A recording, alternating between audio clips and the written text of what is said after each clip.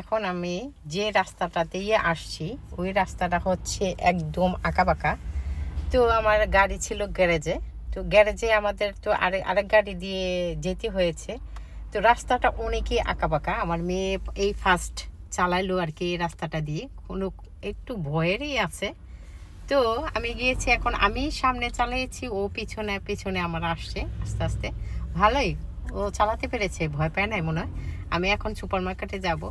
আর দেখো ঈদের দিনে তো দেশে পার্লারে এই জন্য ওই জন্য মেহেন্দি টেন্দি দিয়ে দেয়। আমি নিজের হাতে দিয়েছি, দেখো মেহেন্দি। এই যে দেখো কেমন একটু হয়েছে, বেশি হয় নাই। আর আমার মনে হয় 5 মিনিট রেখেছিলাম। মেহেন্দিটা খুবই ভালো। মেহেন্দিটা আমি শাইনে অর্ডার করেছিলাম। তো আমি তো মনে করছি আসে কিনা না আসে, মার চলে আসছে। তো কিন্তু মেহেন্দিটা একদম মেহেন্দি লেগেছে।